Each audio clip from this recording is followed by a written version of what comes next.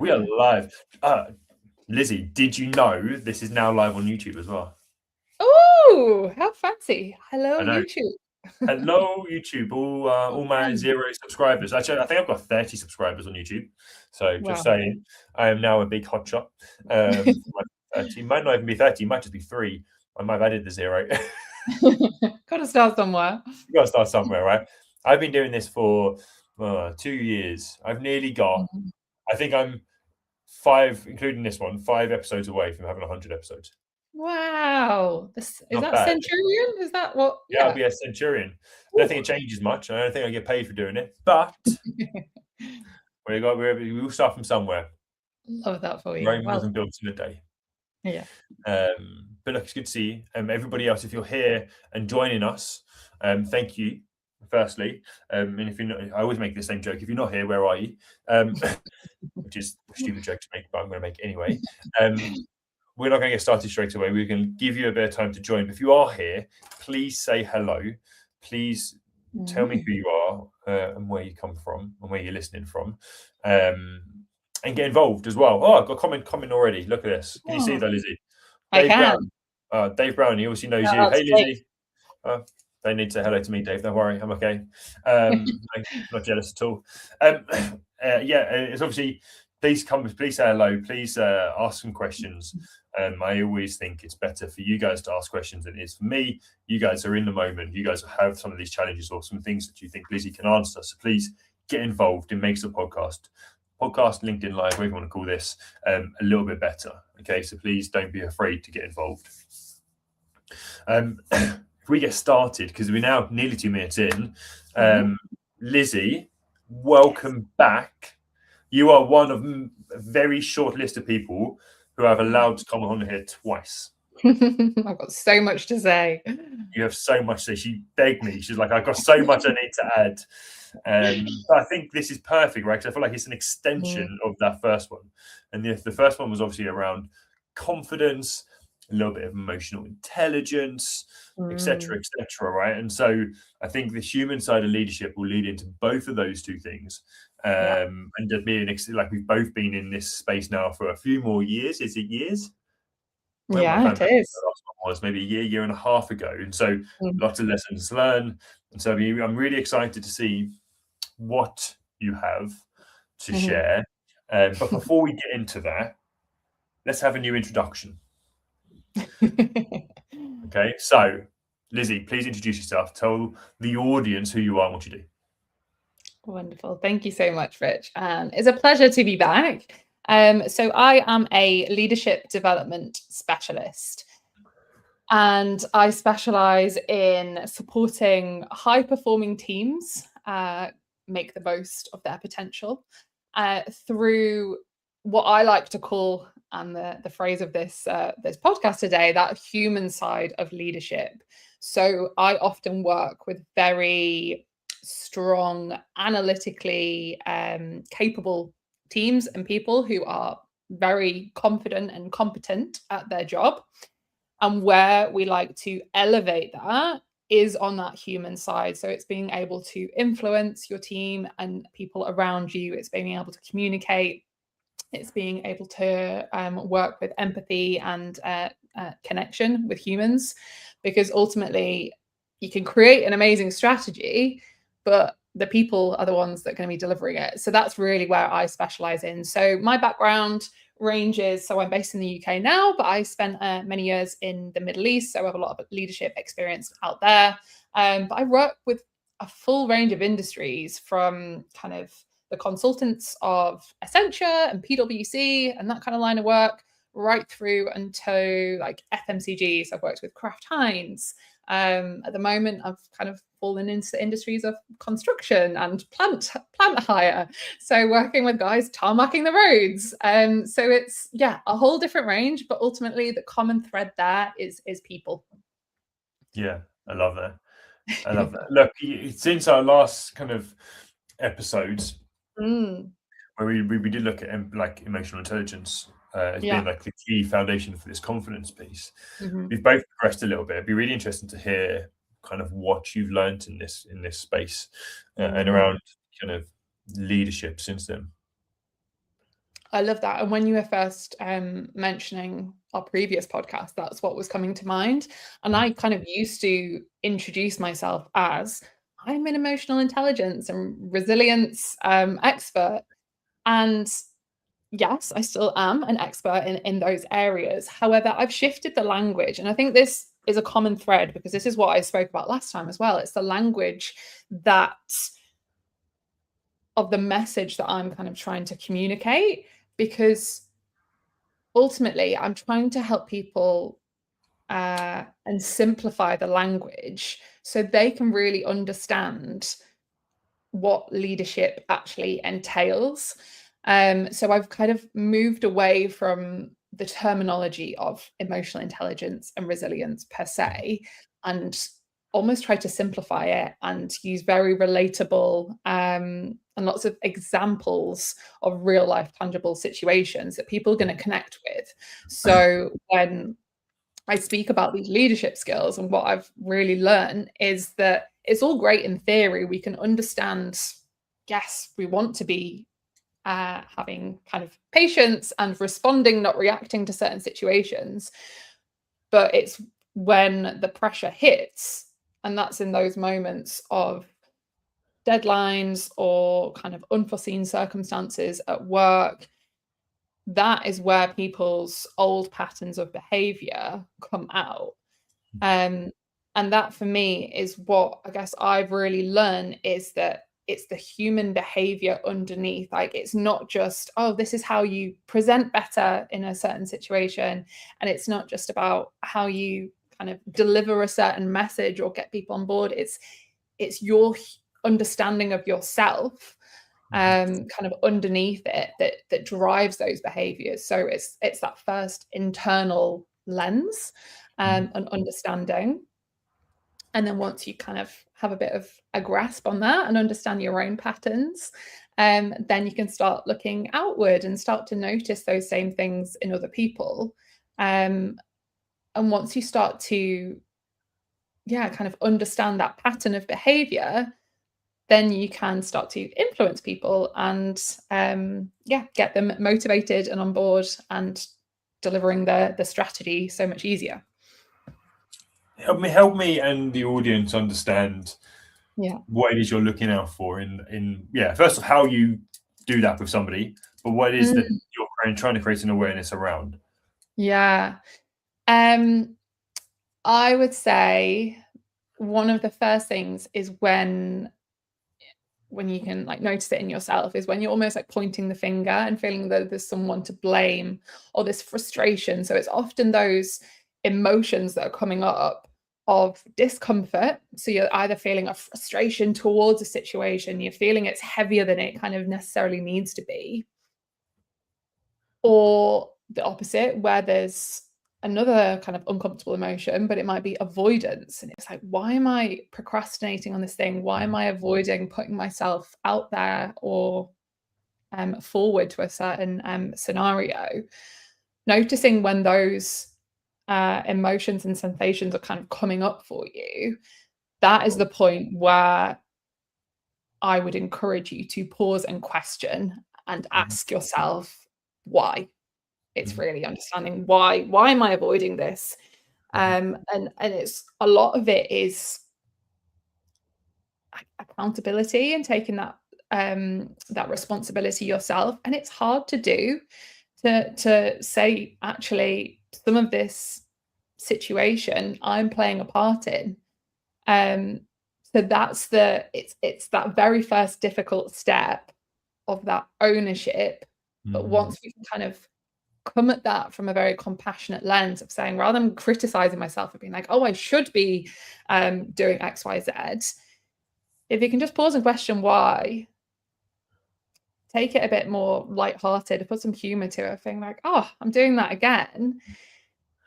That's the point when we can start to question it and say, actually, can you react differently? It sounds a little bit like, and you would have read this book, or at least you'll know a little bit about this concept, the chimp paradox. Yes. It's a little bit like understanding and recognizing your chimp in those moments. Yeah. And that's it. It's like, oh, that's my chimp again. Because your highest and best self, when you are having an absolutely amazing day and you're feeling really energized and you're being received by other people and they're really connecting with your message, your mission, and you ask them to do something and they're like, of course I want to support you and help you in achieving this. Let's do it together. That feels very different to one of those scenarios that I was just explaining. And it's noticing who's at play here. Is it the chimp per se of leading the show and making those decisions? Or is it your kind of highest adult self? Yeah. And so how do you, so just so I'm clear, I know obviously being a leadership coach or trainer as well, is it one stuff you're doing that main deep dive, or are you doing that in groups as well? Really good question. So I work with companies usually on a program basis. And what I mean by that is a multi-touch approach. So we're doing both workshops as well as one-to-ones. And the reason this combination works really well is that both hold different roles and purposes. So on a workshop setting, I am there as a facilitator. So I'm delivering some of the theory, but also creating a safe environment for those teams to have space to question in themselves, but also open up, honestly, challenge one another. And me as that kind of third party neutrality creates a different experience for them that they would have if I weren't there in a normal meeting. So basically it's really open, honest conversation that comes through. So from that experience itself, so much opens up in the way that they are then able to give and receive feedback to one another and kind of deliver their work. So that's what we're doing on a workshop basis alongside the theory. And then on a one-to-one, that's where we can go deeper into that person's specific block or pain point. And for me in those sessions, it's classic coaching, but it's a lot about that reflection. So I can hear and pick up so much of their mindset and their understanding towards situation, and just really gently hold the mirror up, question it, and pick up on those tiny little nuances that they don't even realize they're doing. And it often comes through language that I hear through them of saying like, well, I've never been able to do this, or I'm always doing that. And it's those kind of that black and white thinking that I would start to question, and just bringing in that angle for them helps them realize that, oh, there's an alternative. There's a way in the middle through this. So in essence, it's that multi-touch approach. And my programs are always like 6 to 12 months as well, because change takes time. Like it takes that integration, and within the sessions, you'll get those little light bulb moments. But equally, it's so important to have that patience and that compassion to go out into the real world and go back to your role and apply those in real-time situation and notice what sticks, what works, what feels good, and then what also is still being repeated. And we need that time to kind of allow that person to grow.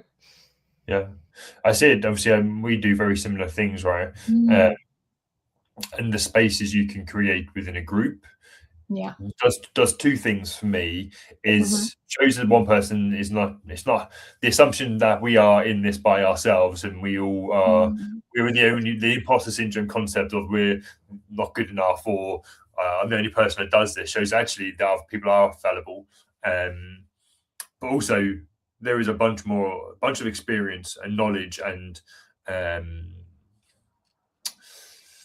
collaboration in a room, and so being able to work with each other and share ideas and share maybe even kind of past failures actually sometimes just creates this bunch of awareness, and it's now this group of people all on that boat, all pushing everybody in the same direction. I think it's a really nice skill and space for that to happen.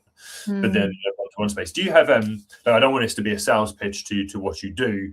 I'm trying to understand how you find the human side of leadership, right, and how you understand some of these traits. Do you do any sorts of assessments, or is it just through conversational? So I don't use any, what's the word? Something metrics. Clearly I don't use them. Psychometrics. Psychometrics, that's what I was like, it's on the top of my mind. I don't do the psychometrics testing. However, I still do a lot of a kind of in-depth questionnaires beforehand. So I'm still gathering that both qualitative and quantitative data. So I'm still tracking it and measuring it in certain ways. And it's still based on a lot of those theories. However, it's not kind of rigid in the format. For me, I like to work a bit more fluidly, and that works. So it's always bespoke to the need of the group. And do you have some like specific pillars that human leadership? Because you mentioned empathy, you mentioned emotional intelligence, you mentioned all these different emotional strengths, right? But do you have some kind of key pillars that you can kind of share with us to help other people, the listeners, like understand what? Yeah, absolutely. So some of those that we already mentioned there. So it's empathy and emotional intelligence, communication, influencing, decision making, emotional regulation. What else is that? I mean, that's just that kind of like a top sprinkling of some of the things, and they're all very much interconnected as well. So it's very much just like I mentioned earlier, it's understanding the human, and ultimately understanding your behaviors and your reactions and how you think into how you behave, and how you make those decisions. So it's all those kind of aspects. Amazing. You said earlier on that you're now beginning to work a little bit more with male-dominated industries. How do you see? What's coming up in those industries, and then how are they comparing to your traditional corporate? Because it's not only male-dominated industries that I've had experience with, especially so in the last 12 to 18 months. But I would say it's much more, I'd say like the blue-collar workers, in terms of the electrical engineering, like I mentioned earlier, plant hire, a lot of engineers, so chemical engineers. So often people that have been working in a kind of manufacturing kind of setting where it's very operational, and then they have internally been promoted and moved up to kind of the office role. And that shift, it's kind of exclusive to those industries in some essences. But ultimately, if we zoom out and look at leadership as a whole, it's very, and I'll come on to the male section in a second, but it's very reflective of some people's journey, where we move from being that kind of individual contributor, and we are very much praised and rewarded and encouraged by society to work harder, and then we'll get rewarded. So that's what we learn, and through that we move through the kind of junior roles into middle management and then to senior management. However, that shift into that management position, and I know leadership isn't strictly just management itself, but in this, let's just focus on this area first. That shift to moving away from being an individual contributor to being a true leader and trusting and relying and stepping back into the people around you delivering that work, that is really difficult, because, and that's exactly what I step in and support people with, because like we mentioned earlier, like the strategy, the doing, the action, people understand, and you can inform them in a step-by-step methodical way of like, please follow these instructions and crack on. Fine. But the gap is, like we're mentioning here, the human side of leadership, how to motivate people, how to encourage them, how to relate with them when people are not performing at their best, or there's kind of conflict that you've got to deal with. All of these skills are what we expect automatically of people to move into those positions and just know, but we don't really spend the time teaching them.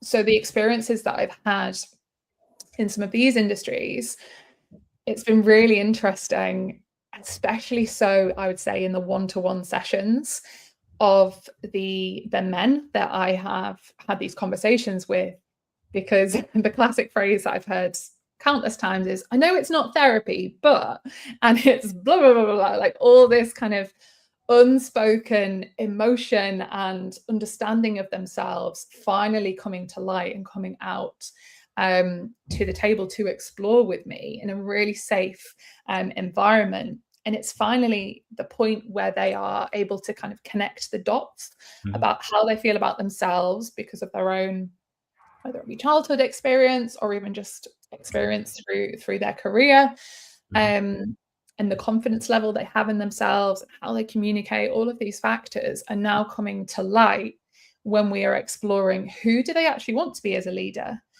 Because I think in the experiences that I've had, so for example, with the electrical engineering company, it's very much praised, and the loudest voice and the meanest voice and the most direct usually gets that recognition and gets promoted further. But I worked with such a range of characters who are some perhaps a little bit more introverted and moved from positions. This is also an interesting dynamic where they move from positions of being their peers and being friends with those alongside them, and then moved up into a management position. How to navigate that dynamic. There's so many different journeys that people go through. But I think especially so for men, at least from my experience of who I've supported, that don't necessarily have that space to explore those topics. For me, obviously, as a woman, I speak to my best friends every single day, and I'd be getting career advice from them just as much. But I know these men who are the men that I've been supporting have been like into their 50s and been in their career for like 30 odd years. This is the first time that they are exploring the leadership capabilities here, and then from there deciding who they want to be, how they want to show up. So it's a really pivotal time for them and their own confidence.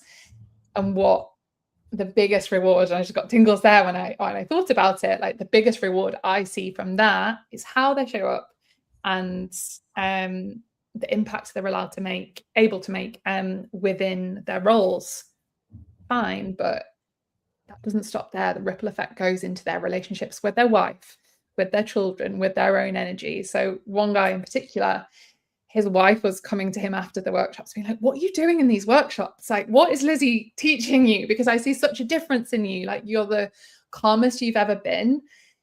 And his kids were saying the same. His like adult children were coming to him being like, you're something different about you. You seem so much happier and more present with us. Like, what's changed? And for me, that's everything. Yeah, I love that. And but your comment, or where this is based around, is that technical expert to manager is a very difficult transition to do. And there is like the research from the CMI about the 82% of accidental managers, right? Unfortunately, within a lot of organizations, you do get promoted for being bloody good at your job, not for being a manager. And there's no second path, right? There's no path for people to earn more money in a lot of spaces where they can just continue being an IC, continue being an individual contributor, the technical expert, just keep growing, earning more money. At some point, they have to shift into this, well, I want to get more money and be promoted and earn more. Normally for a lot of people, it's around just that progression in life, right? Then they have to start managing people. But what they were great at is managing output, managing themselves, managing the way that they showed up. But then having to manage other people's processes, the way other people work, and putting systems in place. So that's just like the management piece is separate as well, right? You don't see, and obviously I use sports a lot, you don't see every football player being able to go into coaching because there's a tactical element of coaching. And some people are just really great at being a skills player or the best technician on the pitch, but they might not be in the best understanding of how to create the tactics and the management of that team and getting those team in the right positions, etc., etc. And so there's elements of that going in there. And as you said, then you have all these human skills that we need to think about. How do we lead? How do we motivate? How do we communicate? How do we emphasize? How do we do those key parts? And so it is an interesting thing, and yeah, it's a real challenge for people. And I can see definitely the differences between male and female. And definitely within male as well, the different industries, working with family within the construction space, and I understand how they communicate as I've worked in it a little bit myself. But also from a corporate space, men in those it's very much the grafting thing, right? So then how do you switch that from a grafting thing for me to win to everybody else? And I remember listening to the High Performance podcast, and they talk about the horse and the jockey. Not every horse could be the jockey, right? Yeah. And you have to drive the horse rather than be the horse. And so I think it's a really nice trait. How do you go about helping people understand that difference, and what is it that you kind of do? What's the key thing that you're looking at there or helping people with? Yeah. So for that, I always like to emphasize that there is no one set way to be a leader.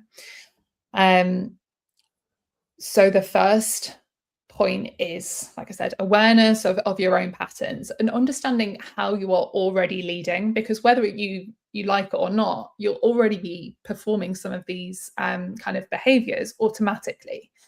So it's understanding what is your natural kind of go-to style. I'm so bad at remembering like people's like names and things. So I feel as though there's 6 leadership styles, and I want to say it's Goleman. Don't quote me on it, but if you Google 6 leadership styles, there are, so just to touch on those, so there's like the coaching, there's vision led, there's directive, supportive, collaborative, and more like pace setting. So there's different. Are you ready? Do you want me to share them with you as I've got them in front of me? Yeah, go for it. There you go. Goleman's 6 leadership styles: coercive, and in brackets commanding, authoritative and visionary, affiliative, democratic, pace setting, and coaching. Beautiful. Textbook. 5-star. Well done. I was like, I think it's Goleman. Anyway, so once I really like this structure and this framework, because like I said, it helps people identify where they are naturally leaning into automatically. And we can look at that again, not only in a workplace setting, but how do you do that in other relationships as well, in your friendships and in your family? Like, are you naturally leading into that coaching style? Are you asking that question to help that person figure out the answer and encourage them forward in that way?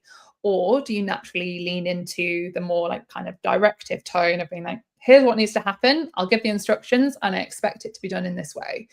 So just noticing which one feels aligned with you. And then understanding the other sections, the other styles,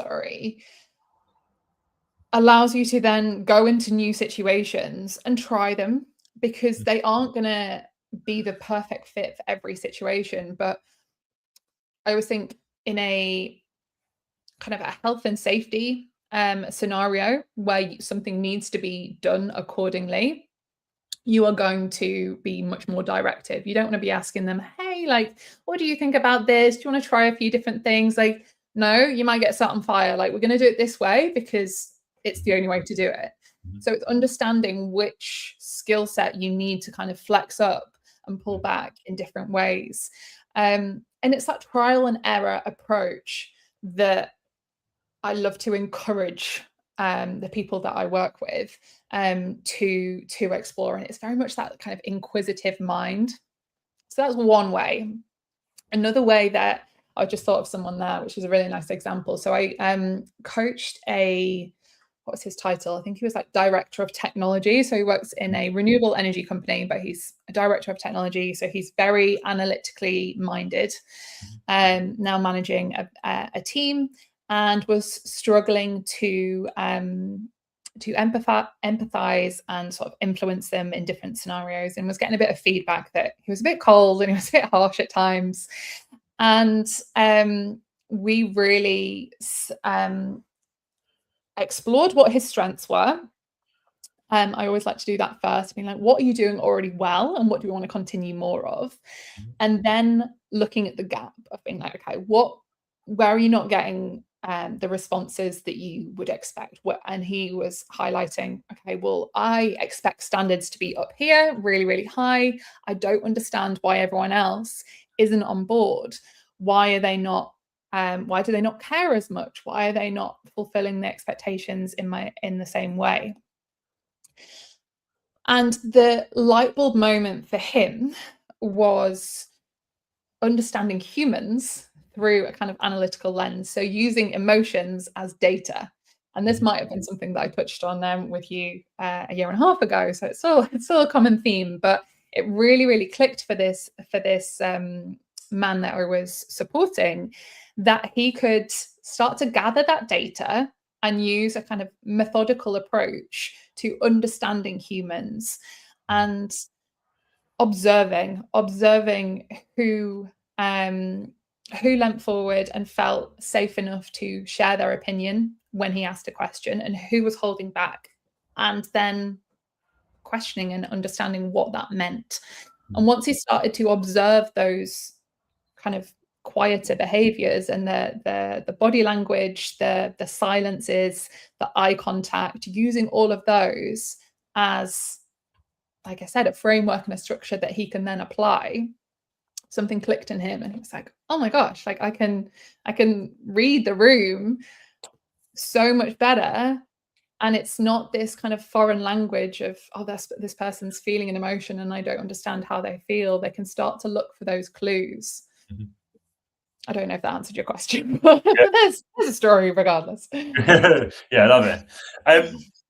Just thinking, kind of moving into, so the human side of leadership, right, is understanding human beings, understanding emotions. But one of the things I always think about when I think about leadership, and a big part of what I do is teamwork, right? And to lead teams, you need the right environment. How do you help, or how do we bring humans into teams from a leadership piece? Love that question. What I thought of when you first asked that was how you, as a leader, set the energy and set the emotional tone of that room. So if we think back to COVID times, so I've been doing this work for about 5 years. So just before that, when COVID was kicking off, I was still working in my previous corporate job in a travel technology company. And I always remember their leadership of how there was this global crisis and everything was up in the air and there was so much uncertainty and fear amongst the employees, and how the leaders at that time led with such grace, but it was from their consistency, how they communicated, the transparency and their honesty. So it was showing their own raw, vulnerable side. And vulnerable doesn't mean kind of overloading and saying, oh my gosh, I'm really scared about this as well. It's sharing just enough to say, I'm a human, I get it, things are changing for me as well, and I am your leader and we are going to move through this. So it's almost pausing the emotion to one side and leaning into, what does that team need in these uncertain moments? They need clarity, they need direction, they need transparency of communication, they need the space and the safety to come forward with questions or fears, or just have that open dialogue. And that for me is the culture that obviously shows up in those critical moments, whether it is a global pandemic or a kind of something else happening, a financial crisis, or even just a change in strategy. But there's always going to be these moments of disturbance through companies, whether it's going through growth or the opposite. And remembering as a leader that you are setting that emotional tone. So choosing intentionally, how do I want to come across? What energy do I want to kind of emulate to my team? And knowing that that is going to be responded to. So if you come in feeling really calm, slowing the tone of your voice down and communicating and opening up that dialogue for questions, people are going to slow their own speed of speech down and open up. Versus if you come in being like really animated, really tense and frustrated, that's going to create a certain tone as well. Yeah, I feel that, and I feel the opposite to that could be true, right? Like when you need the energy in regards to output sales, maybe, or high pressure moments for us to be successful, because different pressures need different things, right? The pressure of the endorphins, what is it? The adrenaline rush, right? Of being able to do that. So you have to come in with the energy and get everybody on board to go off and go to war as such.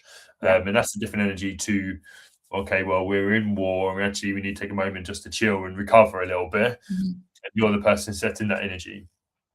It was really interesting. I really like that where you went to straight away. You also mentioned the word safe. I think we might have said safety, and we both know, well, I hope everybody here knows, that psychological safety is one of the big parts to successful teams. How are you helping people create psychological safe spaces? Big question. How am I helping people? Oh gosh, a lot of responsibility. What I am supporting people through the tools that I'm providing. I would say it's the ability to communicate, and especially so in uncomfortable situations. And that touches on lots of the elements that I've already mentioned. But the ability in yourself to regulate and still have a clear mind so you can enter conversations that are going to feel difficult, are going to feel hard. They happen and they're always going to happen. Understanding how you can support yourself through that. So then you are willingly encouraging those conversations, because to be honest, like I think it's the number one thing, both within companies, but also outside in real life as well. The biggest thing that will change most situations is a conversation. And there's so many frustrations or fears or misunderstandings that happen. And I would just cut through that and say, have a conversation. Have you asked them? And they're like, well, no, I can't do that. I'm like, okay, well, we're going to work towards being able to do that. And it's, people don't want to know that that's like the simple answer, but I'm afraid that's what it is. And to be honest, like I say that now, but I know my own journey in terms of that's why I'm in this work in the first place. Like I avoided conversations like that, like the absolute plague. My whole body would shut down. My mind would go blank, but I would like my body would shiver and shake, even if I wasn't cold. It was just my kind of visceral reaction. And I would just avoid any sort of deemed confrontation. And that's why I've worked so hard to understand it all, understand myself, and now being able to teach this. But understanding that being clear is kind, like the kindest way to move through most of these situations is to have that conversation. And there's obviously ways to and frameworks you can understand and learn of how to deliver certain information and open up conversations. And it is a skill. It's a skill that we have to practice. Have to practice, it's not going to be like a one and done kind of situation of being like, oh, I did that difficult conversation, phew, now I'm a pro at it. It's like, no, you have to do it time and time again. Yeah, I look. It's interesting, isn't it? Because we both do very similar things. And the Mm, biggest thing I learned, so I've done in the last 2.5 years over 900 coaching sessions, right? wow. Um, and the three things that come up for me are assumptions, Mm, goal setting, and communication. All around clarity, right? And clarity and communication, yeah. and assumptions all kind of touch together, right? Mm, But we assume so much. I think this, I think that, and yeah. just feedback and clear communication would change everything. People's Mhm, confidence levels, etc., etc. And it's about how you frame it, right? I find if you frame it to an awareness building thing, knowing what direction we're going in or what's going on, it's going to help us so much. And as a leader, you have the responsibility to do that, to create good communication lines and clarity and a space where I can go to you, Lizzie, and say, Lizzie, I'm a bit stuck here. I don't understand what you said there, or mhm. and not be judged for that. That's it. Um, because humans are storytellers. We like to make a story to make sense of things. So we'll take pieces of information and just like you said, we'll make those assumptions and we'll flow them together to say, this person means this, or this person's thinking this about me. Whereas we have to question the evidence we actually have and dilute between what's real and what's kind of added in. Um, and just like you're saying, the quickest way to kind of move through that is questions, and to have a bank of like really incisive, clear questions in your back pocket really does solve a lot of things. And just like you're saying, they don't need to be hard questions. It's simply saying, can you just tell me what you mean about that? Or I'm not quite sure if I understood this right. Reflecting it back to them and then saying, have I understood? Is there anything I've missed or you want to share more? So yeah, it's simple questions, but it's the point of questioning, which is so key. Yeah, yeah. But also, like, yeah, being able to show up infallible as well Mm, as a leader. You're leading, right? So you're leading by example. And so if you can show up being fallible and asking stupid questions and showing that you make mistakes and things happen, yeah. then the team feels safer to do that too. And Mm, if the team feels safe to do that, then you're going to be aware of things going on as well, right? that's it. Because the last thing you need is your team not to feel safe to come to you. 100%. It's taking the pressure off yourself, like purely that you've got this. Often people think leadership as a role or a title, or you've got promoted to a certain level. It's like, no, you can be a leader at any level, Mm. but taking that pressure off yourself that you have to have all the answers and you have to do it perfectly. Um, just acknowledging that you are learning and forever learning allows you to, yeah, then be asking the stupid questions. And that is actually what people are going to relate to and be more trusting and see you more of as a leader than this kind of vision that you expect of yourself. Yeah, I love that. There's a saying I heard, um, which since I've heard it, just resonates with me all of the time, and I think it's a little bit connected to leadership and just us as general, right? But um, we're all 5-year-olds bumbling through life trying to do the right thing. Oh, we Isn't that? are. I feel like isn't that so true? Like Yeah. every aspect of for how I feel, right? It's, as leaderships, we're learning consistently of trying to do the right thing for the right people, Hmm. and people trying to be part of a team. We think we're trying to do the right thing for the right reason. We're just doing the best thing that we can for what we think that needs to be, right? Until we know exactly that full picture, then it's hard to make decisions. But every decision is a learning experience, and everything we're doing is a learning experience. And I think it's just, yeah, it really resonates with me for some of this stuff we're talking about through leadership and the journey it takes to be a leader. Definitely. I love that because yeah, it's looking through that lens, but it's also acknowledging that everyone's trying their best.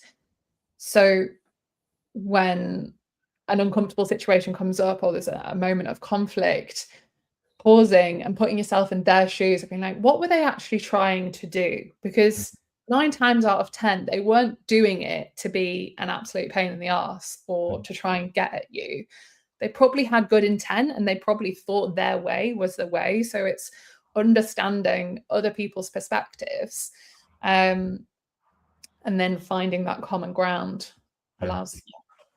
I even think about like the argument being, what about those toxic people who like maybe feel like they know it all right, but they're probably just thinking they're doing the right thing for themselves or for their teams, and not being aware enough and reflective enough to see that that's not the best way of doing it.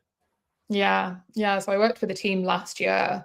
I went in and did like a full day session with them, and I remember the person that's brought me in, who was their manager, was sharing how the team were very reactive, but also quite pessimistic. The energy was always quite negative. And coming into that scenario, obviously I've been fed this information from this side, but I'm coming in neutral and I want to connect with this person, understand. And as soon as you, just like you're saying around that like 5-year-old and then trying to do their best, you see straight away, or at least I did, that this reactive negative behavior that is kind of what the world is seeing is purely just a defense mechanism. And they are fearful in certain ways of their work being questioned, their work not being good enough, them not understanding the speed and the growth of the company was pretty rapid. And they were like London based, but they were working with offices all around the world. And you could just see that the speed of change was kind of overcoming the speed of their own growth. And that defensiveness was coming out as negativity, and it was pushing back and being low motivation and pessimistic about everything. Whereas really, there was just a gap where they didn't understand certain things, but they didn't feel that they could ask, or that they couldn't approach certain things. So it's just coming at it from that compassionate lens of being like, what's really going on here? And I think this is where we as coaches have so much value, because you're the lens, or the mirror, which is just reflecting back a little bit of like, well, this is what is happening. This is what I'm hearing, and what I can see. Maybe if you're doing it within a group, right? And look, just beginning to round out, just a couple of questions left. What kind of common leadership behaviors are you seeing that undermines human performance or affects kind of team performance? The first one that comes to mind is that the majority of people, when I first start working with them, are still very reactive, available to everyone, people pleasing, saying yes, putting too much on their plate, then letting people down. So they're trying to do everything. So like we were saying earlier, still in that kind of individual contributor kind of mindset and thought process, while still trying to add in all these leadership behaviors. So they're kind of sitting in between. And it doesn't work. It's really ineffective. They're trying to do everything to the best of their ability, but you don't please anybody at that point either, do you? Anyone. Their team don't feel trusted. They themselves are burnt out. Like the dynamic's just not working. So when you actually highlight that to them and give them some tools of being like, okay, we're going to really lean into you as a leader and how you are going to practically do that in terms of certain boundary setting, in terms of when you're available, how quickly you kind of step in, etc. Practically do it into, like you're saying, goal setting, those action steps. That's where you see the biggest change, moving from that reactive, people-pleasing response to true leadership. Yeah, I love that. Thank you, Lizzie, for joining me today. Last two questions. Or last question. What's the most important thing when we reflect back on this session, on this conversation, on this episode? What's the one thing you want leaders to understand about the human side of leadership, and what is the one thing that you could kind of help them, or where their starting point is if they wanted to implement something here? Yeah. I would say take the time to understand and choose how you want to lead.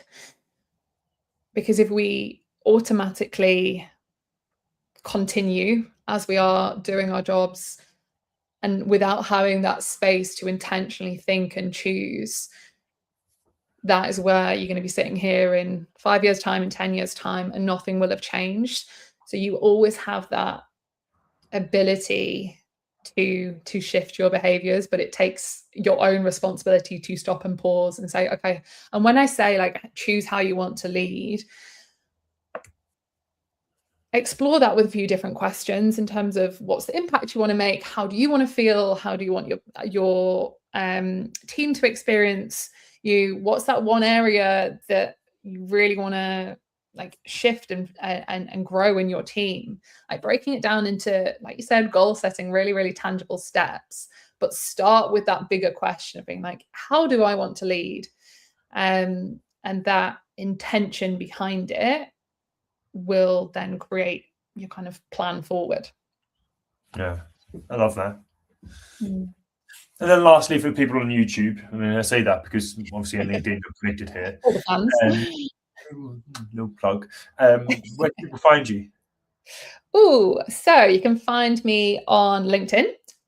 So my full name is Lizzie Butcher. So find me on LinkedIn is the main way, but I'm also on Instagram, which is I am Lizzie Butcher. Yes, you are. I am. Double ZIE, just to make sure you spell it right.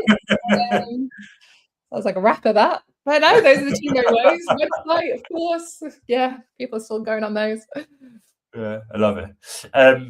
Lizzie, thank you so much. I really enjoyed this. And if anybody has got questions, do reach out to Lizzie and ask her.